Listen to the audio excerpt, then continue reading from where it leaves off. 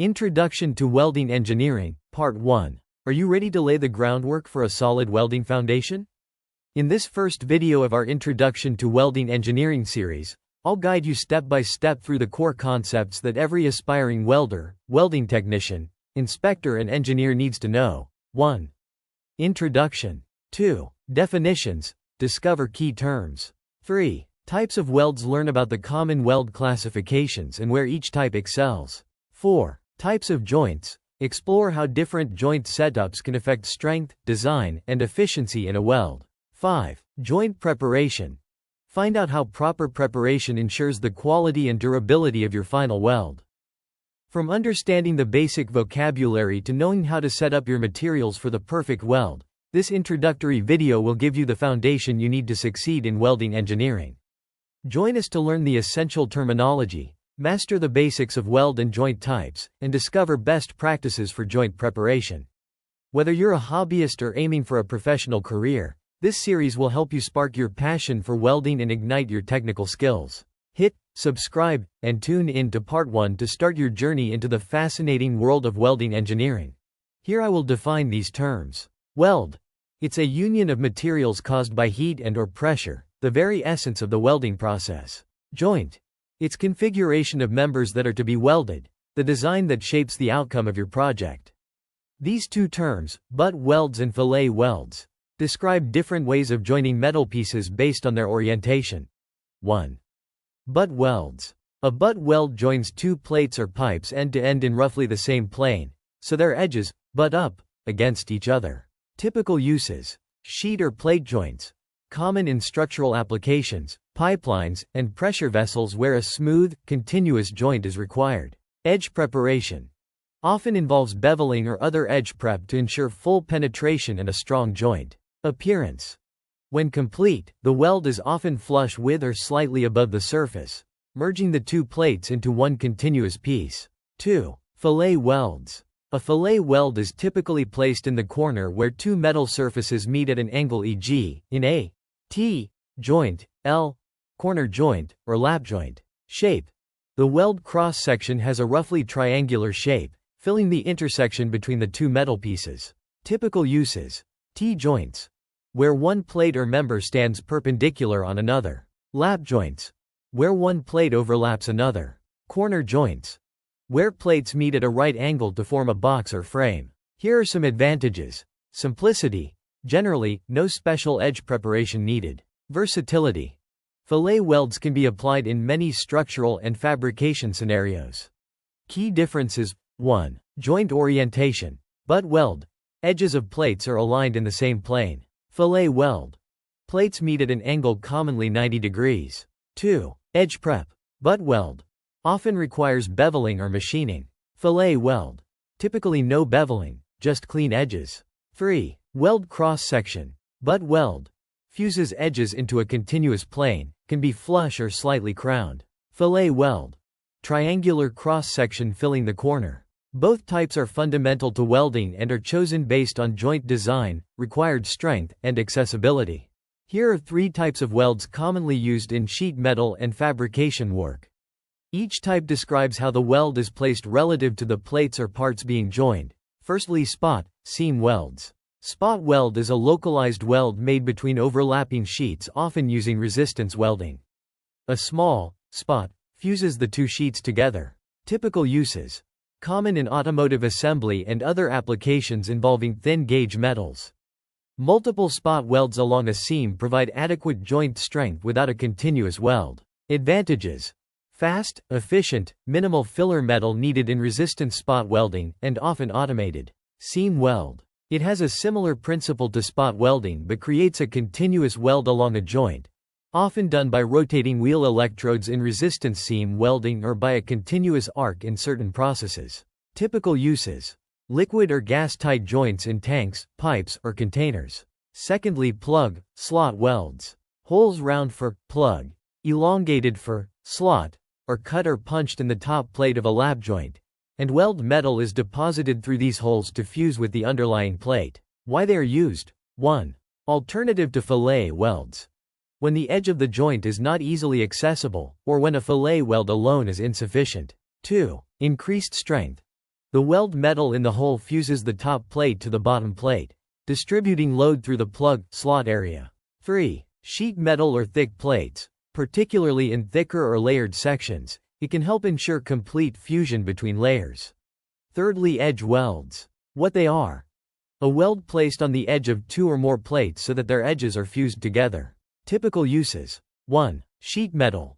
When two sheets are placed together often parallel, the weld is run along their touching edges. 2. Reinforcement or sealing.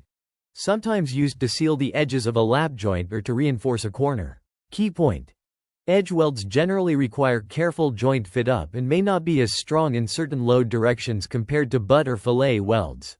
So they are used where loads are light or where the joint is mostly sealed rather than heavily loaded. In summary, spot, seam welds are localized spot or continuous seam welds, commonly in overlapping sheet metal.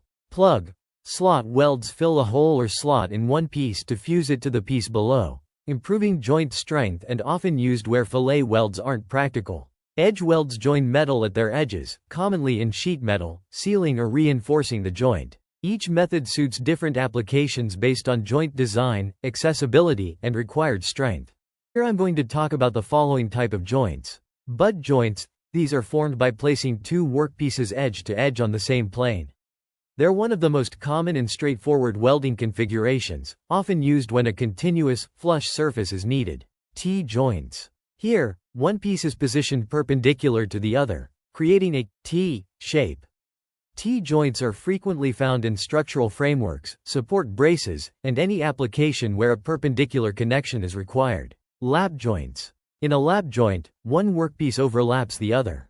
This configuration offers an extended welding surface, making it ideal for materials of differing thicknesses or when extra strength is desired. Open corner joints. Open corner joints are formed at the corner of two workpieces, leaving a visible gap or opening at the joint. They're common in lighter or non-structural applications where a full seal is not required. Closed corner joints. Closed corner joints bring the edges of two workpieces together, so they meet flush.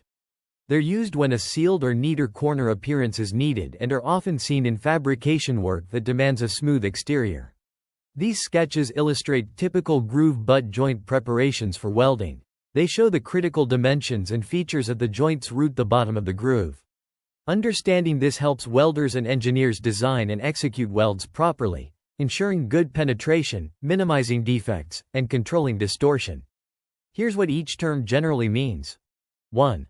Bevel angle. This is the angle formed between the prepared beveled surface of a plate and a plane perpendicular to the plate's surface.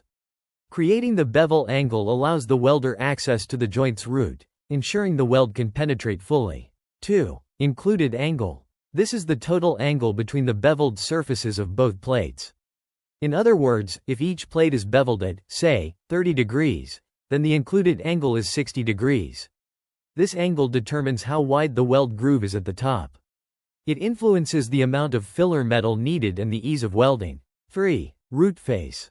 This is the small, unbeveled section at the bottom edge of each plate. Sometimes also called the land or land thickness.